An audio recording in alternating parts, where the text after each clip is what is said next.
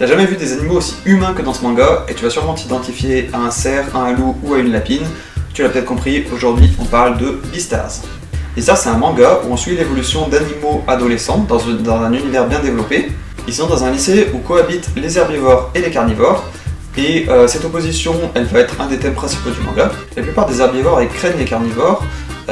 Ils veulent l'égalité entre eux, mais d'un côté ils veulent pas les intégrer parce qu'ils ont peur de se faire manger. Et de l'autre côté, on a les carnivores qui voudraient suivre leur instinct, qui est de manger des carnivores, mais qui est interdit dans cette société.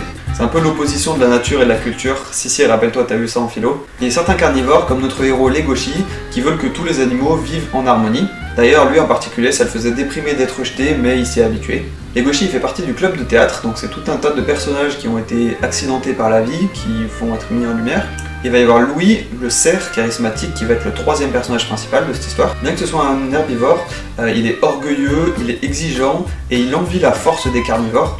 Et d'ailleurs, ça va le faire rager quand il va voir que Legoshi, il s'écrase alors qu'il peut utiliser sa force qui est bien supérieure aux autres. Louis, c'est le favori pour devenir le Beastars. Donc le Beastars, c'est le plus célèbre de l'institut, le lycée, qui a des chances d'avoir un avenir goldé. Mais il va arriver certaines aventures qui vont perturber ses plans. Je te dis pas tout, mais ça tourne autour de la mafia. À un moment, il y a Legoshi, il doit rester tard la nuit pour son club de théâtre et il va pas résister à ses instincts et il va sauter sur une lapine qui passait par là, il va la blesser au bras, mais heureusement il va pas la manger. Après, il va faire sa rencontre, donc elle s'appelle Haru.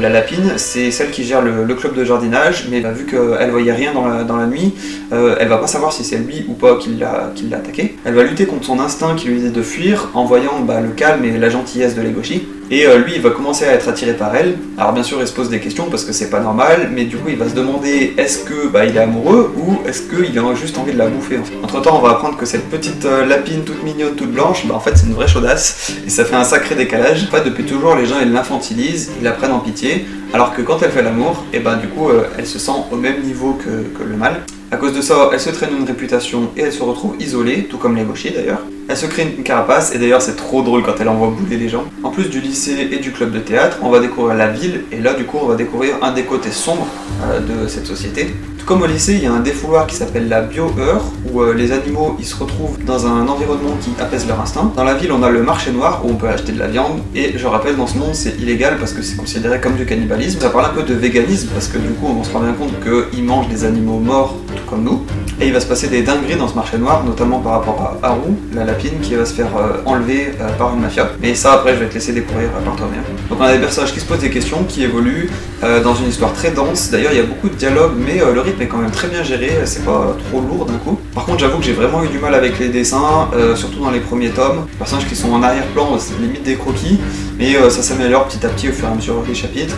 Donc là, du coup, j'en suis à 7 tomes, et ça, ouais, c'est un dessin plutôt correct. J'ai commencé avec l'animé, qui ont 2 saisons sur Netflix, d'ailleurs, si ça t'intéresse. Et là, tu vas pouvoir trouver les 22 tomes disponibles chez Kiun, et d'ailleurs, la série, elle est terminée depuis l'année dernière. Bref, un excellent manga avec de l'amour, de l'amitié, du sexe et du sang, je te recommande fortement. Et toi, dis-moi, est-ce que tu l'as lu, est-ce que tu l'as vu, ou aucun des deux?